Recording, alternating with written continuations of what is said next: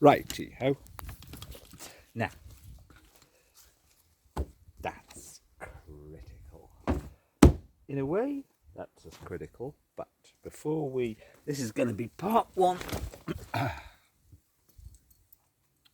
and part two, but so short and sweet, because today is the end and the beginning. And I have my soup here from a can. Right, why have I didn't done that? That's toss pottery. Now, particularly, especially, when one has shared a video, as I have a few hours ago with somebody, and you do not know. This is the problem. You do not know if somebody is friend or foe. You just don't know. Now, there's only two things that matter in existence, really.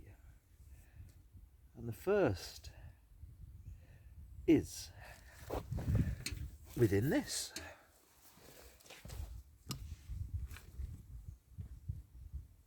My whole project, well, it's not a new project, it's been ongoing essentially 10 years, although I haven't codified it into a name, and I haven't started to write it out properly yet, but it's all in there, and then it's all scattered here and there, and it needs to be brought together.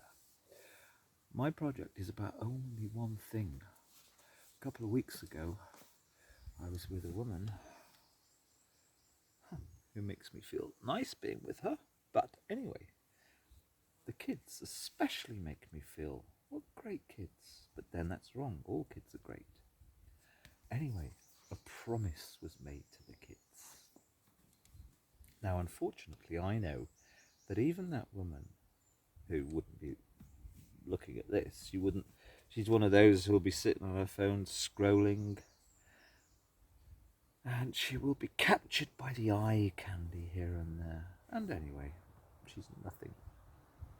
She's not part of anything. But her so friendly, honest sincerity, us enjoying spending time together, and we just clicked over those kids. She said the words, well, I shall go and get this book for you. I'd recommended this book. It's a tremendous book. It's allegorical of the human condition, and it's wonderful. But I know she won't have. Well, okay, there's a small possibility she will have. Anyway, I happened to be passing somewhere a few days ago and saw a copy for 50p. So I'll put it into her in a few days. With children, say what you mean is harder, because you obviously have to do things in age-appropriate language, but mean what you say. And I don't know anybody who can do that anymore. Maybe the British never could do it. No, I knew a few who could once upon a time. Mainly women and some men. I knew a few who understood that, but now once a child gets to 5-ish, but particularly once they're 10-ish, and then onwards, you cannot put charm into their world of, yeah, we'll get you this in the library. It's such a good idea he's had. And then not follow through. They remember, as they should. And when they realise that your super most treasured, friendly person you're with, I'm not going to use the C word, carer, when they realise that what they say may as well be speaking gobbledygook, then there is no foundation to humanity. So the second most important thing is then, what is the great culture?